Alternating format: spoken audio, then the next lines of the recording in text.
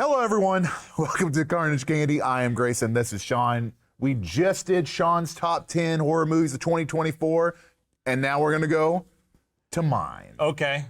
How do you think you're going to do with my top 10? I don't want to say what it's going to be, but like, I know what your one's going to be. No doubt. I know what, I have an idea of like your top 5, and I'm very curious.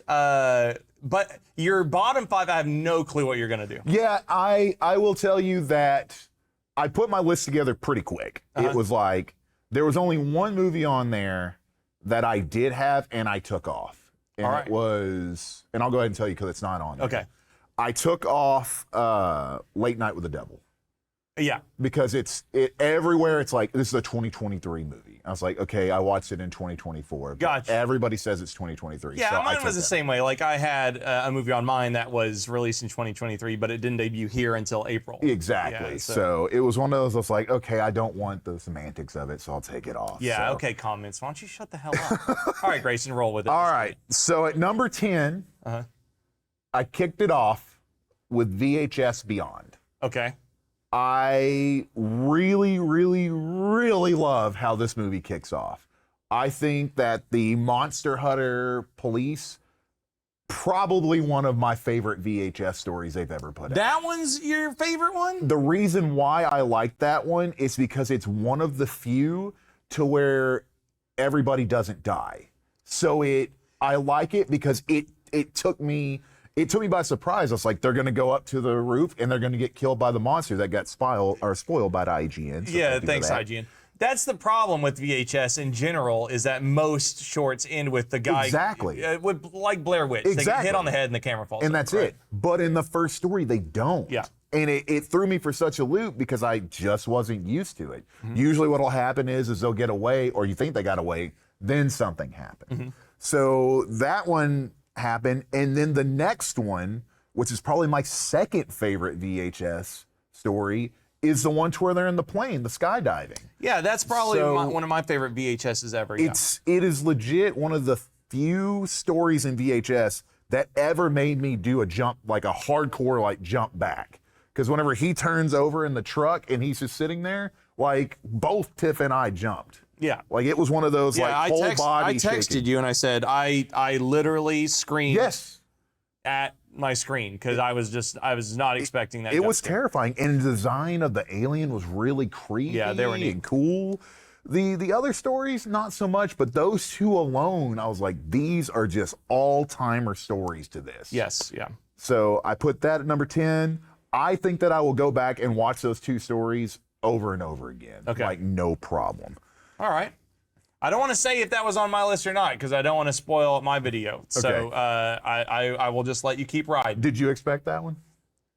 Uh, I'm probably going to be asking this a lot. from Again, you. I'm clueless on your top 5 Okay. because half of my list is Yeah. it's really weird. Yeah. Because I'm just like, this is a perfect horror movie. Grayson would be obsessed with this. I mean, I probably will be. Yeah. And it'll be fun after this is over with to do a here's what I missed episode. That should be something we do because there are films, of course, that I did not watch as well. Like Yeah, Halle Berry. And there's horror so movie. many of them. Yeah, like yeah. it's a huge year for horror, and not just like mainstream, but like independent horror as well that we just haven't had a chance to. We'll get do a to. 2024 recap. Yeah, But for sure. Moving on. Keep it rolling. At number 9, I think this will probably be the biggest shock. I will probably get some flack for this, but I don't care.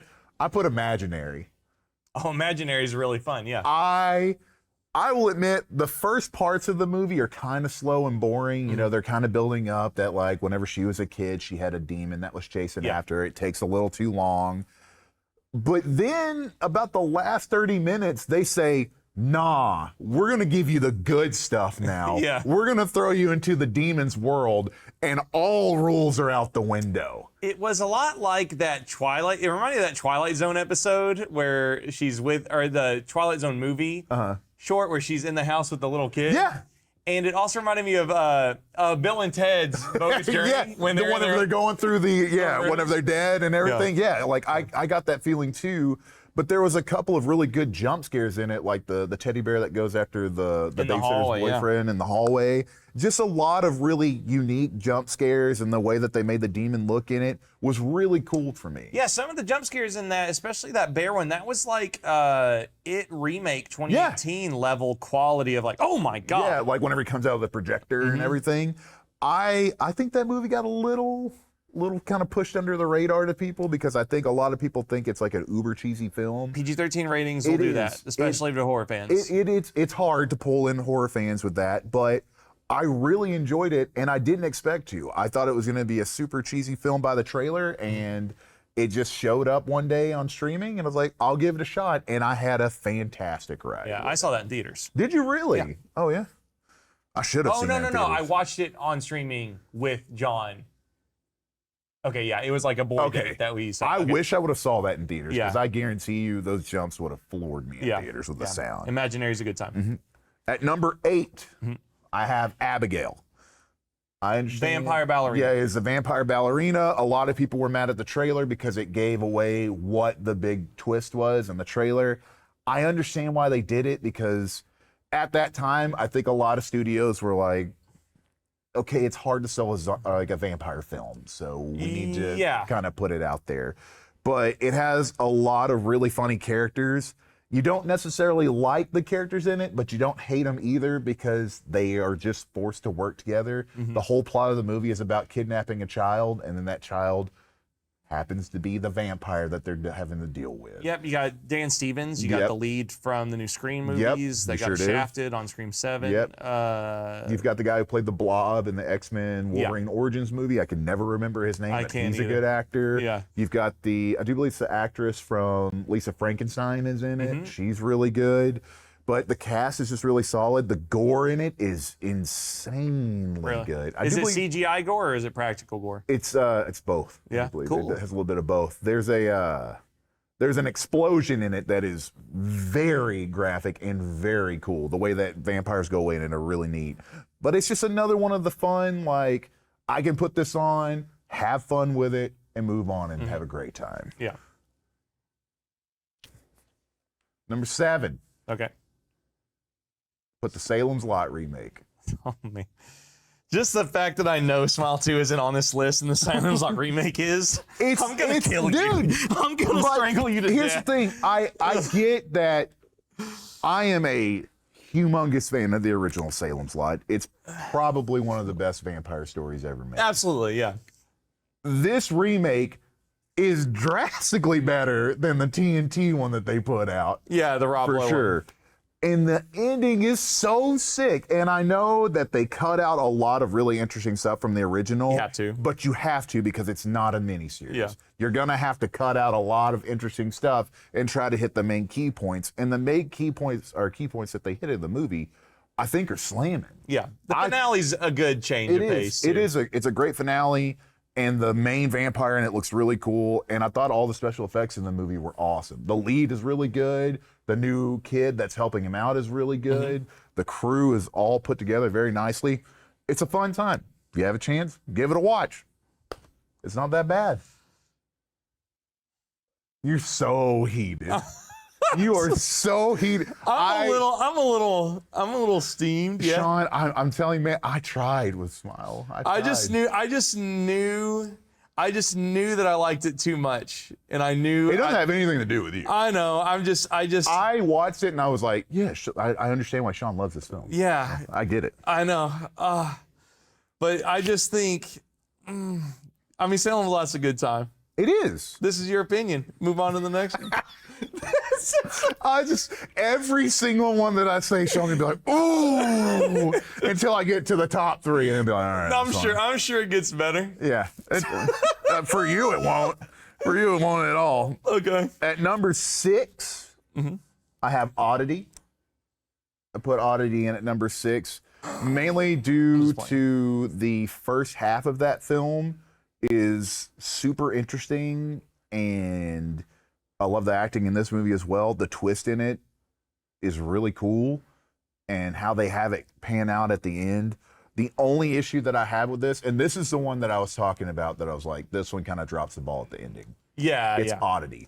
I think that Odity is a phenomenal film until the ending point. It's an art house indie director's ending. It is, and there's the only reason why it makes me so mad is because they build up what it is, Yeah. and then they only give you half. Yeah. Yeah. They don't give you the full, and that's the only issue I have. Other than that, has one of the creepiest scenes I've seen all year. Another movie with great jump scares and awesome special effects, and it's only in two locations, and that's it. Yeah, nice, efficient, Yes. cheap ghost movie. Yep. Yeah, I think I'm in complete agreement. That's Oddity's a good one. You can watch that one on Shudder right now. Awesome movie. I'm not mad at you for that one. I was kind of shocked that Oddity didn't make like number 10 on yours. I know how much you got annoyed by the ending, but I thought it would be good enough to hit number 10. Yeah, there's something about a horror director that when the credits roll, he does this. And Yeah, he did that for sure. Like you think of other horror movies, like this, like especially movies with Extended Landing. Horror directors go like this. The Oddity director. They get the Spielberg. Yeah. Like when you're watching like the end of like something like Substance, director's like. But I think the Substance director's like. Yeah, or exactly, or the director's like. This. Yeah. The Oddity director went like this. You know. Yeah. Gave you the Ray Liotta. And I think that's the kind of ending from the Oddity of Oddity. I don't mean this as a dig on the director because I think Oddity is a really good movie. That's something he's got to grow out of. Yeah. And once they know what they're doing better, they will know how to stick a landing. Yeah, I think their next film is going to be a titan. In horror. Yeah. I really, really do. And I hope he keeps a lot of his cast because that cast was phenomenal. Yeah, he's working with really good actors. Yep. It's just instead of doing this and cutting to black, do this. The one scene that made me jump, it really makes me hope that he'll do a really creepy slasher film. Yeah. Because I think he could do it perfect. Yeah, I think that tent is a spectacular jump scare. Yes, it is one of the best. Yeah. Number 5, I picked In a Violent Nature. You little slasher slut. I love the fact that slashers are on the rise again. I love seeing somebody take the slasher genre and basically say, hey, I want to make a really, really smart and unique Friday the 13th film. I want to change it. I want to put it on its head. I want the perspective to be only of the killer. You follow the killer the whole movie and you see what happens to everybody else. And I think that is an awesome idea. Now, I understand that for some people it's probably boring, but the ending of the movie baits you on a jump scare and it just keeps going and keeps going. And in the theater, it made me uncomfortable. And if it makes me uncomfortable, it makes me love the movie even more. Yeah, and I think that uncomfortability is probably why I've gone from, because I mean, a year and a half ago, I was like, I don't really like body horror. I like some Cronenberg stuff. And now body horror is like the only movie. Yeah, it's the stuff you love. Yeah, but it's because of that exact reason. It's the only stuff that now disturbs me. Yeah. Right? From my understanding, In a Violent Nature is basically that oneer from Halloween 2018. 100%. But the whole movie. It's pretty much that, and I think that's the issue that a lot of people are going to have with the movie is there's a lot of time to where it's just a killer walking around. That's all it is. It's just a thud, thud, thud. But the payoff that you get when you finally do get the kills are some of the best kills of the year. Yeah, and it'll be an interesting take to watch for genre fans. Yeah, I do believe that they just greenlit a sequel as well, so we'll get to see more stuff with the character. Maybe they'll kind of flesh it out.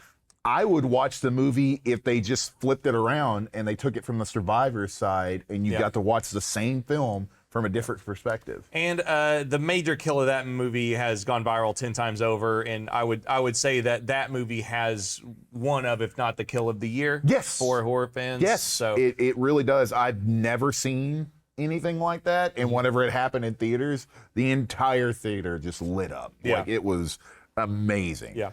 Cool. I'm kind of surprised you haven't watched it yet. Just out of just curiosity. I like quality movies with good stuff, like Smile 2, Greyson, not this crap slasher shit. Crap slasher shit. I am a slasher fan. I can't help it. That's what we're calling it. And number 4, Uh-huh. I have Alien Romulus at my number 4.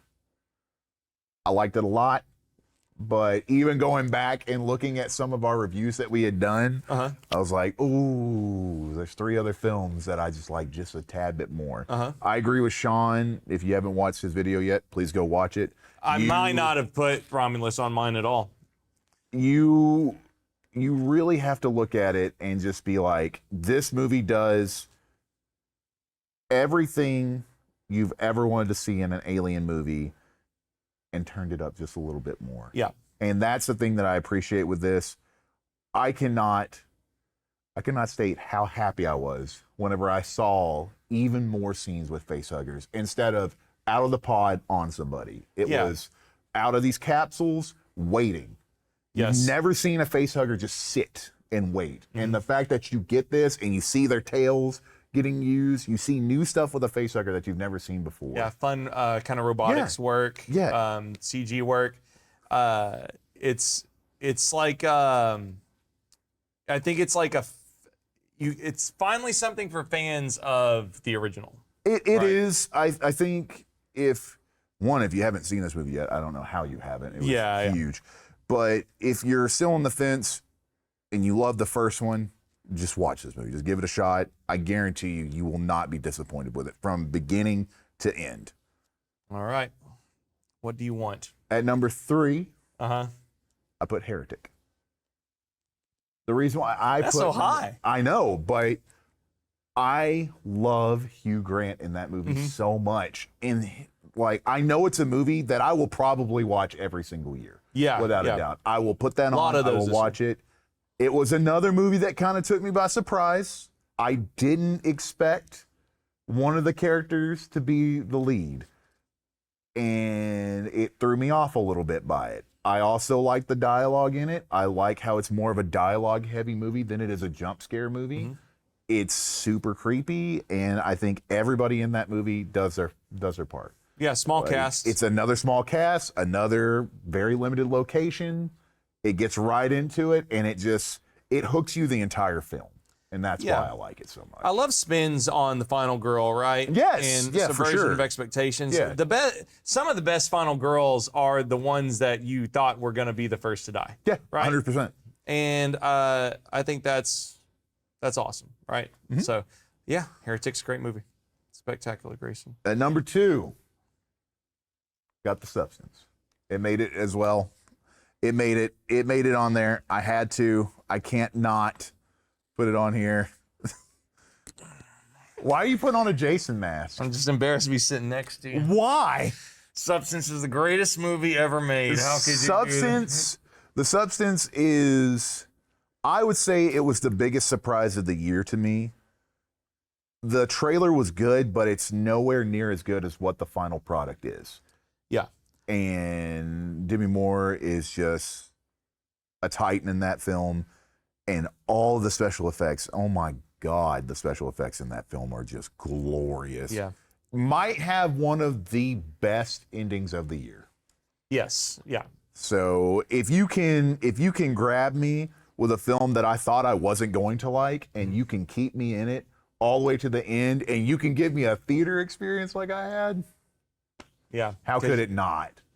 Yeah, I mean, that movie could have easily ended before the 30-minute mark and still been like in a solid 8 or 9. If that was a 30-minute short story in an anthology film, yeah, it might have been like the best story of the whole film.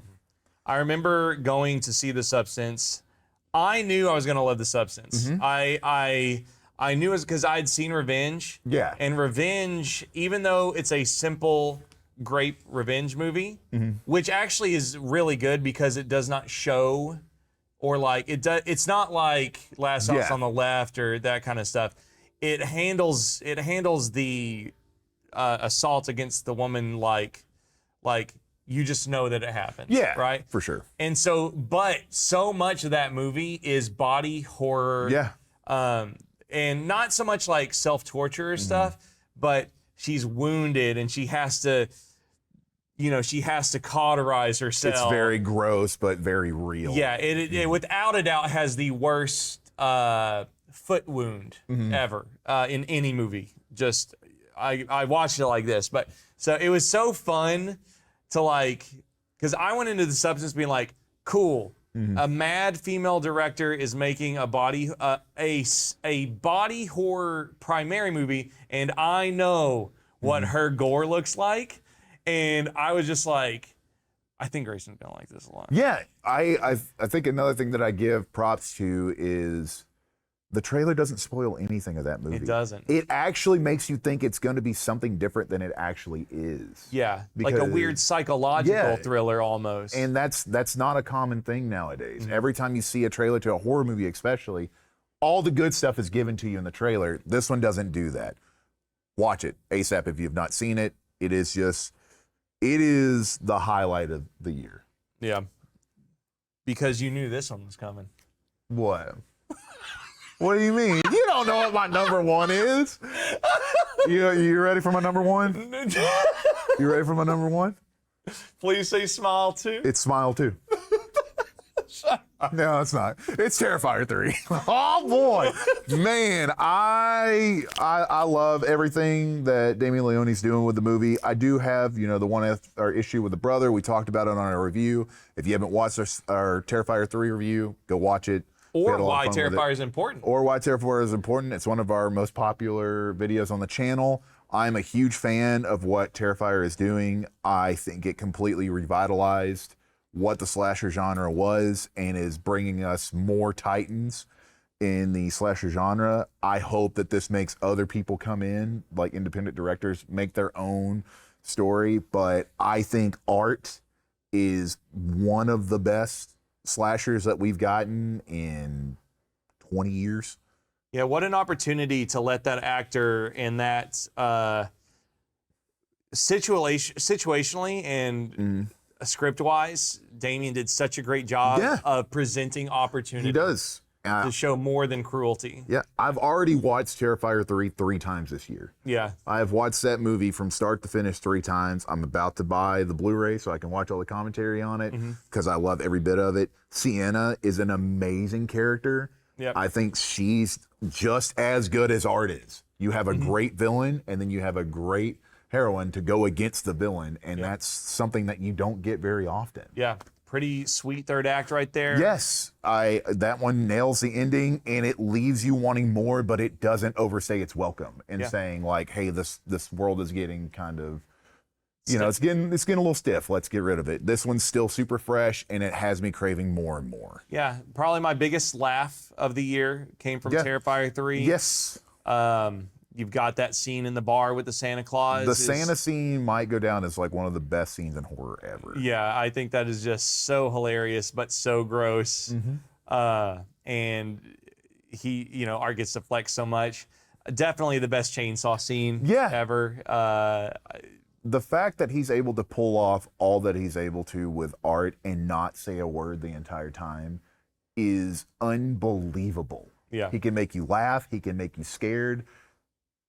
He's just perfect in every way. Yeah, the fact that depending on who Art is around, with the Santa scene, you're like, oh, they're going to get it and they don't even know it. Yes. And then an hour later, you're like, oh my God, get out of there. Art's going to get you. And it's just because Damien can navigate these tonal changes in his own movie because he's created a character that is funny and scary at the same time, which is near impossible. Yeah, there's only a couple in the genre. They're clowns, but Yeah, I mean, he's the complete opposite of Pennywise. If you really think about it, he's devoid of all the color and he never talks. So he's just the opposite of Pennywise. Yeah. But I love that movie. I know that Terrifier's not for everyone, but I also enjoy the fact that it is gaining a huge fan base. It used to not be for everybody. It is now. It will be. Yeah. It will be. It is definitely a movie that from Terrifier 1 to Terrifier 3, actually from all of his short films and everything with Art in it to where Art is now, it is insane to see. But number one movie, it'd probably be in my like top 20 of all time now. And it might continue to climb. So we'll see where I'm at next year because Terrifier, it's always hard because they always outdo themselves. Yeah. So I don't know what 4 is going to do, but right now it's sitting pretty high. We'll just hope for a perfect crest. Yeah. Because it is easy It is easy to do too much. It is, and that's the only thing that scares me. Being a fan of the slasher genre for as long as I have, I've seen a lot of my favorite franchises take a nosedive quickly. So we'll see how long this one can stay fresh. The main benefit of Damien not selling out is that he has now proved to himself that he doesn't need to. No, he doesn't have to do anything. He can do it on his own. Because I promise you, he made more from Terrifier 3 than he would have probably selling to a big And they would have completely butchered his whole story. They would have butchered it. And he wouldn't have had his own design. So there's nobody better to root for than Damien right now. So I'm so excited to see what he goes on to do after Terrifier as well. Yeah. Any surprises for you? Besides the obvious one. I don't know, man. You're so weird. No surprises. Were there any on mine that you were like, oh yeah, I didn't think about that one? I would say that I was a little surprised by VHS. I feel like the pacing in VHS was a little off. I feel like Alana's short would have been the perfect opening. Yeah. And then to keep an escalation and keep it within the extraterrestrial space, I feel like VHS, especially if you start with Alana to like introduce the supernatural alien tone and then keep it with aliens, and then like the dog one being in there doesn't make any sense. Yeah, that's the only gripe. If that dog one wouldn't have been in it, I think VHS Beyond probably would have been in my top 4. Yeah, it's just tonally, it's a little all over the place, and I thought it was like a space theme, and I wish they would have stuck with that. Otherwise, so that's a little surprising. You know, I'm glad you didn't put Late Night with the Devil in there. If you would have said that was better than Smile 2, I probably would have freaked out. And besides, your top 5 is pretty easy read, to be honest. Yeah. And then I think anybody who knows me, even like people in the comments, will probably be like, yeah, we all knew Terrifier 3 was Grayson's favorite. But I did struggle a lot with 2 and 3. I went back and forth. Alien Romulus started at 2, and then it went to 3, and then it went to 4. Yeah. So I just couldn't. The more and more I thought about Romulus, I was like, I will watch The Substance before I watch Romulus again. Yeah. And I will definitely watch Heretic before I watch Romulus again. And that's the only reason. Yeah, I think with horror, it's really good to just put, like, what would I watch again? Exactly. I also think it's kind of strange because there's movies on my list that I would never watch again because it's too scary. Yeah. Right? So if you enjoyed this content, make sure and give it a like and go over to patreon.com/hangtime, which is our parent Patreon to support content just like this. We would love to have your subscription over there, and you can get content like this early. You sure could. We love you. Subscribe to Carnage Candy. 2025 is going to be a spectacular year. Can't wait to see you then. Also, make sure to put your top 10s down in the chat as well. We'd love to see what y'all like this year. Have a great day. Unless you like crap and you don't put Smile 2 in your list, and then suck it. I just said had a great day, and you had to bring Smile 2 back up.